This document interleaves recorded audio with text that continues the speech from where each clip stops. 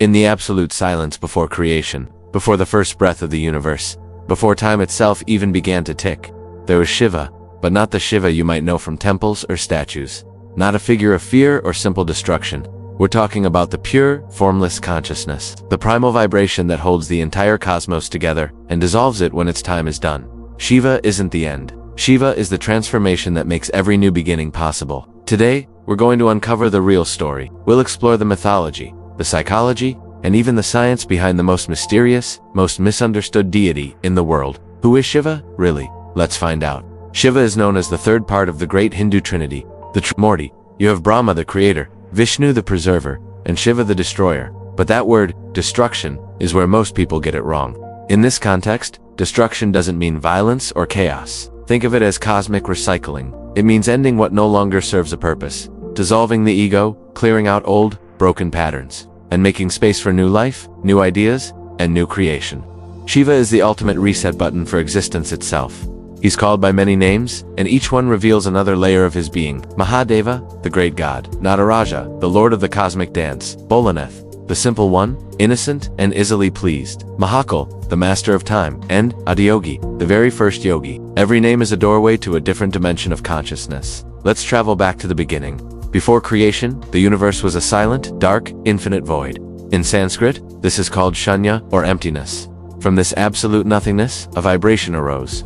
The first sound Om, this cosmic hum, this primordial vibration, condensed and took form as Shiva, the first flicker of awareness in the void. Mythology tells us that Shiva sits in deep meditation on the sacred Mount Kailash, but he isn't escaping the world. He is holding the entire universe within his stillness. His consort, Parvati, is the embodiment of Shakti, pure energy and power. Shiva is consciousness. Together, they create life. You see, without Shakti, Shiva is motionless. Stillness, but without Shiva, Shakti is untamed, directionless chaos. Together, they are the divine spark of all creation. Now, let's bring this into our own minds. The concept of Shiva isn't just about worshipping an external god. It's about experiencing a state of being within yourself. Psychologically, Shiva represents the highest ideals of a self-realized mind. It's about letting go of the ego, that small constructed I that causes so much suffering. It's about detachment from fear, the silence of a mind free from constant chatter, and complete mastery over your emotions. It is the peak of human consciousness. When we say Shiva destroys, what he's really destroying are the things that hold us back. Overthinking, chronic anger, insatiable desire, crippling doubt, and the false identity we carry around every day. Shiva's famous third eye isn't a physical organ. It symbolizes a higher perception, the ability to see the ultimate truth beyond the illusion of everyday life. In modern psychology, this is called meta-awareness, the power to simply observe your thoughts without being controlled by them. This state of being isn't just philosophy, it has a basis in modern neuroscience. Scientists who study the brains of long-term meditators have identified what some call the Shiva state. This is a profound state of consciousness where the heart rate slows down. Brainwaves shift from the busy beta state to the calm, alpha, and theta states, and stress hormones like cortisol vanish. In this state, creativity skyrockets, the ego melts away, and a feeling of profound unity and peace takes over.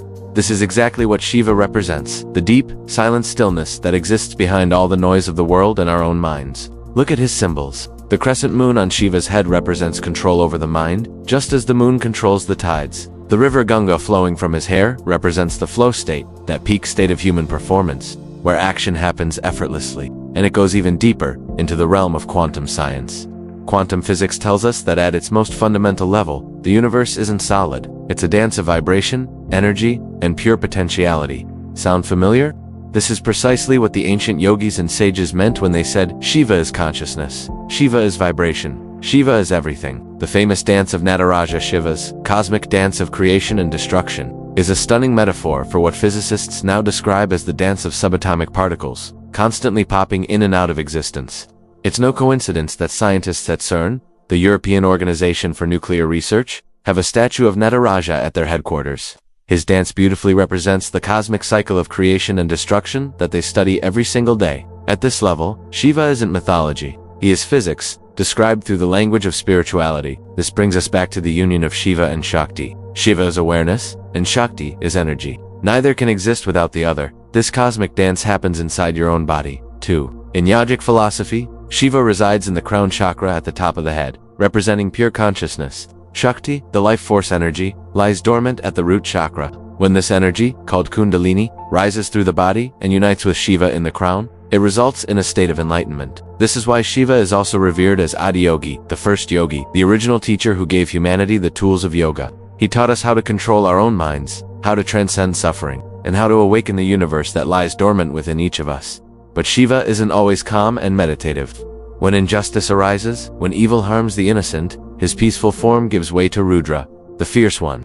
His anger isn't petty or emotional, it is a righteous, cosmic force, the universe itself acting to restore balance and destroy ignorance. This is symbolic of your own inner power. When you finally decide to remove toxic people from your life, when you break bad habits, when you consciously destroy negative thought patterns, in that moment, you are embodying the energy of Rudra. Sometimes, destruction is the most profound form of healing. Every aspect of Shiva's imagery is rich with meaning. His trishul, or trident, represents his mastery over the three fundamental aspects of time past, present, and future, and the three forces of creation, preservation, and destruction. The snake coiled around his neck symbolizes mastery over fear and death. The ash smeared on his body is a constant reminder of the impermanent nature of life, teaching humility. The tiger skin he sits on represents his victory over our lower, animalistic instincts. And his blue throat, which earned him the name Neelkanth, comes from a story where he drank a deadly poison to save the universe. He held the poison in his throat, preventing it from harming him or the cosmos. This symbolizes the power to absorb all the negativity from the world around you without letting it poison your own being. Interestingly, this idea of a formless, ultimate, and timeless consciousness isn't unique to Hinduism. In Kabbalah, the mystical branch of Judaism, the concept of Ein Safta, infinite, unknowable, formless creator, is very close to the concept of Shiva. In Christianity, Jesus' 40 days of silence and meditation in the desert mirror, Shiva's deep world-holding meditation, and in Islam, divine names like Al-Qahar, the one who overpowers, and Alawal the First, echo Shiva's role as the timeless, ultimate force. They are different languages pointing to the same moon. So, what is the real lesson of Shiva? It's a timeless message that is more relevant today than ever before. To grow, you must destroy. You have to destroy the old version of yourself that is holding you back. Destroy your self-doubt. Destroy your fear. Destroy your ego. Destroy the pain of the past. Only then, in that cleared space, can you create a new beginning. Shiva is not in a distant mountain temple. He is not confined to an ancient scripture. The true Shiva is the silence within you, the boundless potential waiting to be awakened. Thanks for watching. If this resonated with you, like, subscribe, and hit the bell to join us on our next journey. Har Har Mahadev.